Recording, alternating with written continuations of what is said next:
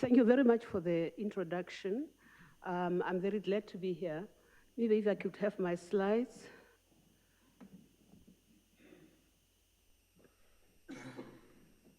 Okay. The drugs are no longer just drug resistant, they are multi-drug resistance. And that's what we are working on. The artificial intelligence part, I learned a lot about artificial intelligence only yesterday, but we work with other people who work on it. At the background there, you will see there's a beach where there's nobody. I call it my beach, that's where I go. I need a, oh, okay. That is for movie. Oh, okay. How does multi-drug resistance occur? First of all, a bacteria will, most antibacterials will kill the bacteria, but some of them will remain, and they will survive, and then they become resistant, and then they mutate, and they cannot be killed by the antimicrobials anymore. So we need to develop a system where we remove the resistance. We believe the solution to this is what is called antimicrobial photodynamic therapy. I'll call it APDT. It is also used, actually borrowed from the cancer treatment called photodynamic therapy for cancer. So the whole treatment started with cancer, then we have tweaked it to go to bacteria. There are several ways in which photochemistry works. You have phototherapy, that is the use of light to treat disease. Photochemotherapy, the use of light and a drug to treat disease. But we are going into photodynamic therapy, the use of light. And the invent of lasers has made this very useful. And then a drug and oxygen to treat disease. How this works is that the light excites a dye molecule in the body, wherever it is, to an excited state, and then it goes on to the triplet state, where it generates, there's been a lot about talk about oxygen here. It interacts with oxygen in the body to generate reactive oxygen species, which are detrimental to cancer, are detrimental to microbiotics, no, to microbial cells. APDT can never develop a resistance because you kill everything with APDT. I would like to talk a little bit about the history of how we got here. I think we got here. Light has always been used to treat disease. In the BC, African, Chinese, Indians, they treated disorders using light. And then in 1841, Schroeder removed iron from dried blood. How do you remove iron? You make a drug out of it. It was the very first drug that was approved by FDA. Then in 1871, this guy, Hope Seller, I hope I'm saying it right, named this hematoporphyrin, which is a term that is used. Then in 1900, a medical student called Oscar Rubb discovered PDT by accident. It's very good to give credit to students.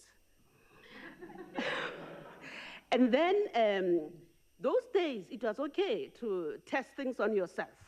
So this guy tested the drugs on himself, and you realize the cancer was big, it decreased after a while. I think the classic one is this.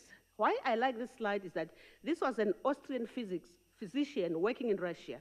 The mobility of scientists to different countries is extremely important for science. He injected himself with that dried blood. He didn't go outside for 3 days. Nothing happened.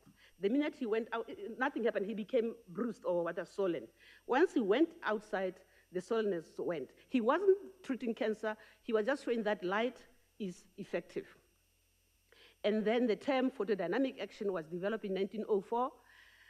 And the fact that it can be used for bacteria was introduced in 1960. And now in Buffalo, New York, there's a Roswell Park Cancer Institute, was introduced in 1978. This treatment uses red light because red light can go through the body. There are no other objects to absorb it, like water and so on. So it uses red light. But we at Rhodes have also decided, realized that we can also use ultrasound to activate the drug. The way PDT works is that a patient is injected with the drug accumulates in the cell. It doesn't always accumulate. We have to design it to accumulate in cancer cells. Then we direct laser light. That's why the laser light became very important because it's specific. It will go to where you want it to go. We direct it to the cancer cells, and we leave time to eradicate the tumor. Or instead of using light, at Rose, we are also using ultrasound. Ultrasound penetrates deeper than laser light. It cures more lasers than laser, not more cancers, deep-seated cancers than laser light. So ultrasound is a good invention in a way. Photodynamic therapy is not an all-over everything therapy. On inoperable cancers, and also where laser light can get to, brain, lung, and bladder, it can be used as a follow-up treatment for other treatments. If you are using laser light, you can only treat small cancers. But now with the invent of ultrasound, we can go deeper. Well, the advantages are no hair loss, no surgical, less trauma, repeat treatment, and so on. But there are disadvantages that if the drug goes all over the body, you cannot go outside in the sun. It will begin to be like chemotherapy because the sun will activate the whole body. So there are disadvantages, but it works. This is not my work. It's the work of my collaborators who show that it does work. PDT does work. But APDT works exactly the same way as PDT. It's a photosensitizer. There is light of appropriate wavelength, and you use oxygen in the treatment. This is not my role, but my collaborators are working on this. How does artificial intelligence and APD combine? They are using it to predict resistance before it starts, to monitor treatment responses, to perform image analysis, to allow real-time monitoring, and recommend combination therapy. Combination therapy is the way to go now. You can combine laser therapy and other therapies. The good thing about APDT is that it can treat all kinds of microorganisms. We've worked with fungi, we've worked with viruses, we've worked with bacteria, while antibacterials will only deal with bacteria. Okay, the molecules we use are porphyrin-type molecules like chlorophyll, hemoglobin, and so on. But the one in particular that I have worked with for, I don't want to say how long, you'll know how old I am, but it's called ethylocyanine. I'll abbreviate it as PC. If you are not a chemist, that structure there looks like chicken wire, but it's very important. If you are wearing blue, the dyes in that are those molecules. If you have a blue pen, those dyes are that molecule. I don't think anybody's wearing jeans here. If you are, it's the molecules. Anything blue has to do that. But we have tweaked them to apply them to different areas. APDT, we work with ADP, we work with cancer. We also work with other areas like non-linear optics, which I won't go into, and in fine chemicals, which I won't go into. The most important thing in APDT is generating toxic oxygen species, in particular singlet oxygen. We call it singlet oxygen quantum nil, but don't worry about that. It's the number of molecules producing singlet oxygen per quantum of light. So our aim is to increase the number of these toxic oxygen molecules. The approved level that a microorganism can be killed is when the log reduction is at least 3. So log reduction is microorganisms that are still alive before treatment and after treatment. If it's less than 3, we throw it away. But we have gone so far as to make it about 8, sometimes 10. So our drugs are very, very effective, particularly against gram-positive bacteria. The gram E. coli is very difficult, and this is yeah.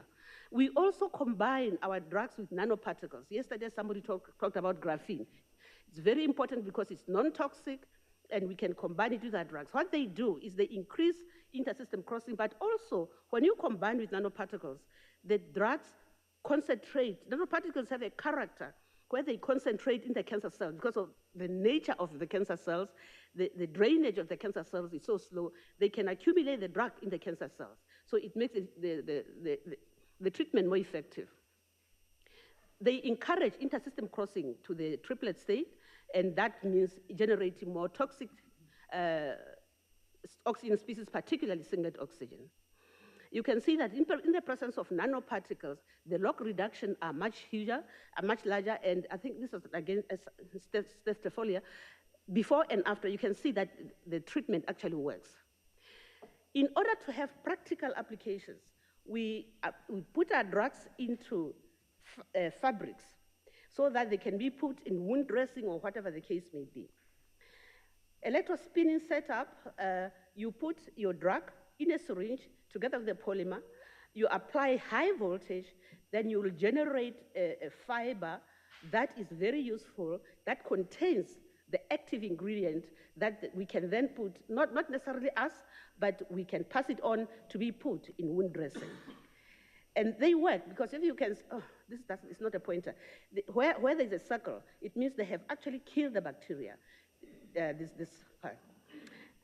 My talk is going to be very short to allow more discussion, but the most difficult to treat is biofilms. Biofilms grow on our teeth, let's start there, on any surface, on medical devices. They protect themselves. They are very difficult to treat. And we have found a way of treating them using this technique. And 80% of severe infections in hospitals are due to biofilms. But this APDT treatment seems to have promise in treating biofilms. And this is one of the slides we used. You can see that as you increase the concentration, we can reduce the biofilm activity. I'm not going to go any further, and I will allow, these are the young people who do the work. I just sit and talk. They do the work. And these are the people who fund me, thanks to them. These are my neighbors. We need to thank them. These are the people I collaborate with. You cannot work in silo. Students come from all over the world, and then collaborators from all over the world.